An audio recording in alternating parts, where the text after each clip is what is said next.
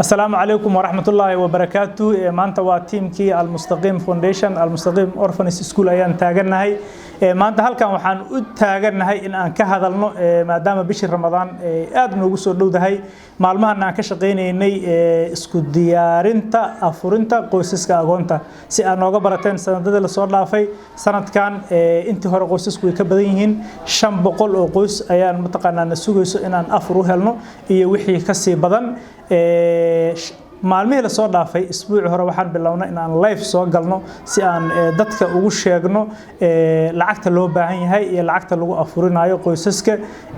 qoyskii waa $70 sida aan hore u sheegnay haddana aan idin sheegi doono $70 ayuu qoysku yahay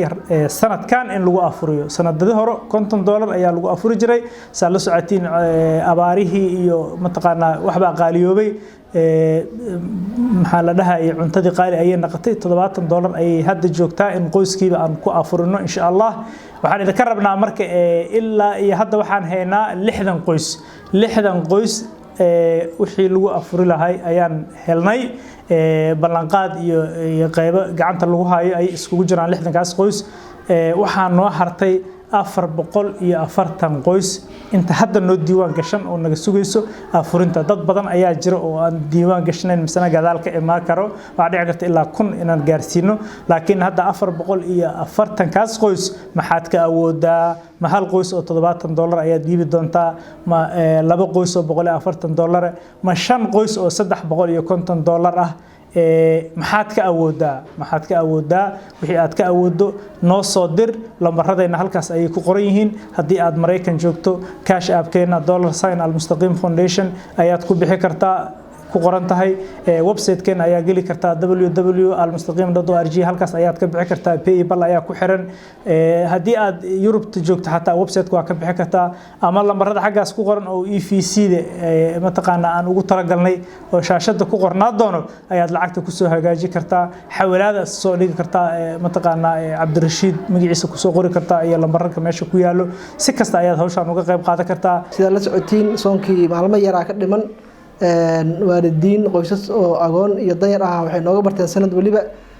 in aan afurin u sameeyno bisha barakeysan ee Ramadaan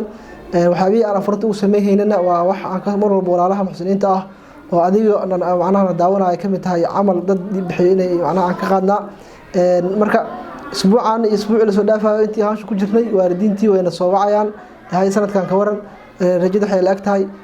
afurintii soonku waa imaaday su'aalo fara badan jira insha Allah taala soo weydiiyaan taasna waxa noo sii dheer oo haddana sanadkan ah inaan dugsi quraan furnay oo iyagana sidaas oo kale agoonta quraanka sax ku barato waalidkooda iyaguna ay naga sugayaan oo bisha barakeysan insha Allah taala ay adinka idinku tashanayaan marka waxaan rabnaa insha Allah oo sidaas fara badan oo jira awgeed inaan nagala qayb qaadatiin afurinta qoysaska agoonta iyo danyarta ah oo sanadkan runtii ilaa 500 qoys ah waa dareemi kartiin soonka oo imaaday 500 qoys oo meel ku fadhida iyo 60 adiga ka haya farqi weyn u dhaxeeyo marka qof waliba qoyskii $70 hadii xataa la dhahay hadii aan 70 awoodin wixii markaa awoodo $50 $40 $30 wax alla wixii awoodo insha Allah taala anaga isku aruuri doono qoys dhamaataba insha Allah qoyskaas si doonado Ilaahay yiraahdo maanta wixii aad dhiibatiin biri ayay idin anfici doonaan maanta danta anaga aan leenahay idinkana aad leediin iyo midda biri aan yeelo doono ee ah maalinta qiyaamo waxa daran midda biri ayaa daran sida aad la socotiin aad ogtihiin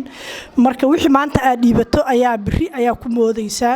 marka intii wax dhiibatana khayr badan Allah siiyo Allah maxaan ku ajir badan Allah ka siiyo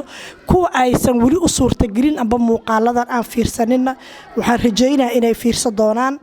marka aad iyo aad ayaa u mahadsantihiin waxa kale oo nagu soo foolle iidi ayaa nagu soo foolle oo ayagana ilmaha ay nooga barteen in ummadda muxsiniinta ah ay ayagana ay ciidsiiyaan marka walaalayaal ku soo dhawaada ciidsiintii aan noo dhiman afurinta ayaa ayadana ka horeysa حتى waxaa sameyn kartaan sekadi oo kaleeto ayaa ilmahan aad Ramadaanka u soo dhiibi kartaan si ay ugu afuraan marka walaalayaal yeesan qanin in ilmaheena kaliya ay ciidaan ilmaha masaakiinta ahna aysan ciidin in anaga afur guryaheena laga sameeyo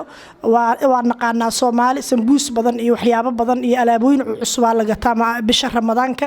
marka ayadoo dadka qaar ay yihiin kuwa aan afur haysan ee ka walwalaaya bishan maxaa ku soomi doontaa marka aan iska ilaalino inaan annagana aan si qalad ah aan u afurno oo dheregta ay naga badato dad walaalaheen ahna ay masaakiin ay la yihiin waxay ku afuraan taas oo ah badanaa meelaha dhibaatada ay Soomaalida uga timaado ilaahay wuxuu yiri ummadayda ma dulmiyo inay ayagu isdulmiyaan ma ahane marka yaana naqanin dad ayaga isdulmiyo qaarkood baahan yahay qaarkood dhargan yahay qaarkood ciidayaan qaarkood aysan ciid haysanin marka ilaahay tawfiiqda hana waafajiyo wassalaamu calaykum waraxmatullaahi wabarakaatuh